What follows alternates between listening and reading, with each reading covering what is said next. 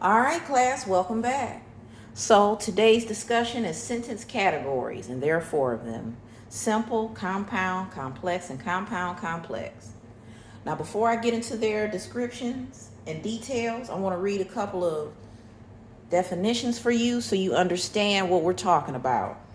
So, clauses. What is a clause? A clause is a group of words, usually with a subject and a verb. And there are two main types of clauses. You have independent clauses and dependent clauses. Both of these types of clauses have a subject and a predicate. Subject being the noun, everyone, and predicate being the verb. Okay, y'all? Subject is noun, predicate is verb.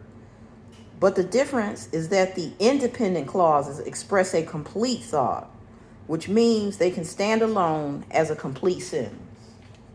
And one more thing I want to add to that, y'all. When you are working with compound complex and compound complex sentences, the dependent clause oftentimes may feel like a whole sentence or a complete thought because it does have subject and verb agreement. It does most of the time. Usually, I want to say that to be on the safe side. You will find a noun and a verb in it, and they'll even match in person, number, and tense. However, in the context of the sentence that you are working with, it is not a complete thought. It may be a complete sentence somewhere else on another term paper or book, but in terms of the sentence that you're working with, if it is a supporting clause, meaning the information in it supports the other sentences, and also if it is preceded by a subordinate conjunction, then you know it is a dependent clause. All dependent clauses will be preceded by a subordinating conjunction. And we talked about those one or two videos back. If you need more direction, go back a couple uploads and check that out, okay? But subordinating conjunctions, subordinating conjunction, subordinating conjunction.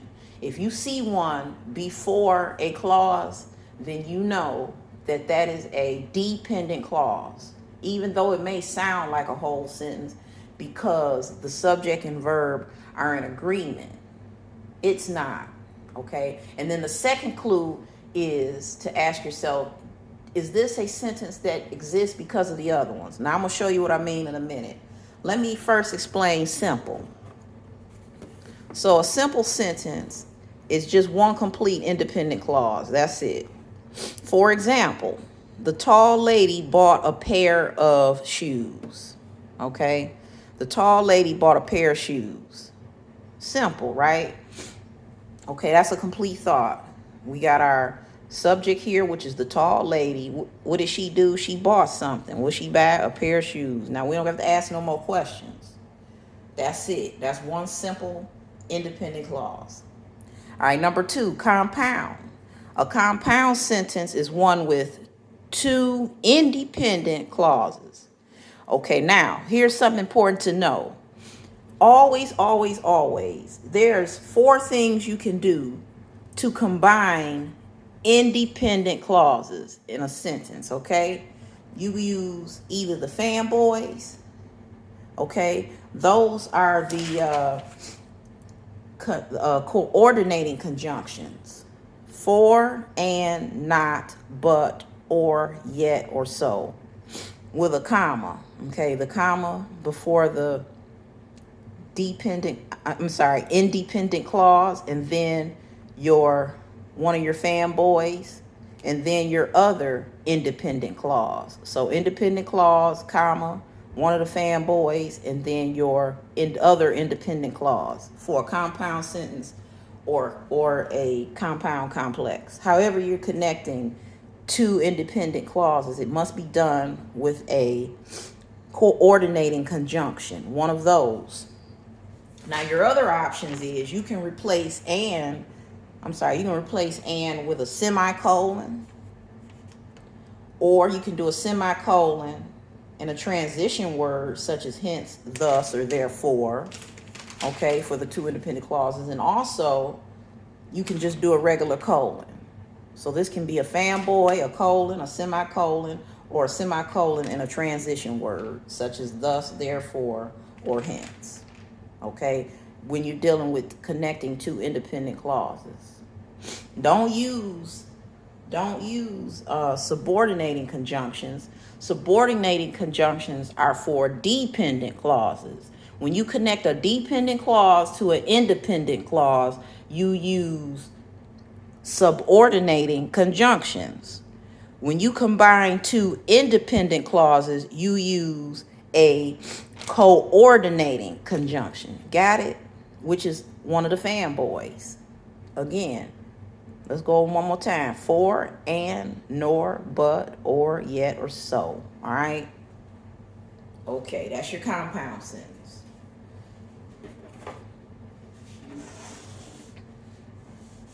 Next, we got complex. A complex sentence. What is that? It has one independent clause and at least one dependent. It can be more dependents, but it has to have one. Has one independent clause and at least one other dependent clause. There can also be more dependent clauses. So here we go. Your example is this. So while her friend waited, the tall lady tried on shoes. So her friend waited. Again, guys, I understand that her friend waited. Yes, it has a subject, her friend, and then a matching verb. They match in tense, person, and number. That is true. But in the context of this particular, in the context of your complex sentence, if this clause is nothing more than a supporting clause of the independent one, as you'll read, you'll understand that, then you know that is a dependent clause nonetheless. Even though somewhere else in another term paper or book, you could take while off, capitalize this H, and you got a sentence. In this case, it is not. And the second reason, or first or second, whichever you think is more important, the subordinating conjunction always precedes the dependent clause. So that's your major clue, the subordinating conjunction. That's going to always precede it. And then your dependent clause don't always have to come first, like in the examples I have here. You could say, the tall lady tried on shoes while her friend waited. You could say that. You can put that here. It doesn't matter necessarily if the dependent clause is first or second. Okay?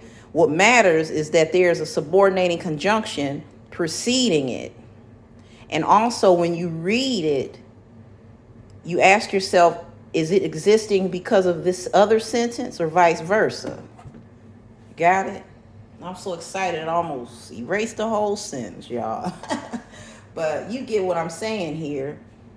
Never mind the fact that this is a finite verb and it matches in person, tense, and number. If it supports the other sentence, then you know the other sentence is the independent one. Just that. In order for this one to survive, this one have to exist in the first place. Okay? And now you intelligent brains, I know you get it. But if not, that's what a comment section is for. Just ask your question. I'll address it, I promise. All right, last but not least, you have your compound complex. So what that means is you have at least two independent clauses, right? At least two. There can be more. And one or more dependent clauses. So they just went buck wild. They let everybody come to the party. So you got two independents and one or more dependent. So here we go again.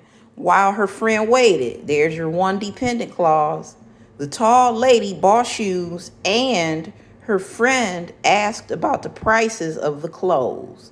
So here we have, again, a fanboy. Why do we have that? Because her friend asked about the prices of the clothes is an independent clause. I do not need any of this for her friends asked about the prices of the clothes to be a complete thought. It makes sense to me. That can be bad self in the context of what's being written here. And I wouldn't need to know that her friend waited. Okay? The tall lady bought shoes. That doesn't need any of that either. I don't need while her friend waited to understand what the tall lady bought shoes mean. As a matter of fact, if I were to take this out and make this a period, that's one sentence, and capitalize one sentence. If I capitalize the H and put well, it's already a period. If I capitalize this H, that a sentence. It wouldn't be compound complex anymore. The whole purpose of this is having this fanboy here. But what I'm trying to say to you guys is, if this fanboy wasn't here, you could make this a whole nother sentence, and it'll make sense to the story. But this is a compound complex sentence, so it has to have these. Okay, it has to have these two independent clauses. And in order to connect two independent clauses, you must have a fanboy. Fanboys are coordinating conjunctions. All right, and, for, not, but, or, and I'm sorry, for, and, nor, but, or, yet, and so. That's the correct way to say it. Pardon me, guys. So anyway, that's what that is. And one more time, I want to go over this one more time before we leave. This and can be replaced with a semicolon. Okay, you could use a regular colon. You could use a semicolon and a transition word such as hence, thus, and therefore. Or you can just use one of these fanboys for connecting independent clauses, like the tall lady bought shoes and her friend asked about the prices of the clothes. And one last explanation. You see that? That's your subordinating conjunction. That's one of them. And it precedes her friend waited. So see, they're letting you, this supports the rest. If you took her friend waited out, you could still understand that the tall lady bought shoes and her friend asked about prices of clothing, and you'll know that they were going shopping. Okay, you don't need her friend waited to understand that a tall lady and her friend went shopping. But you do need these sentences to know what this means. While her friend waited. While her friend waited what? Does that make sense, guys?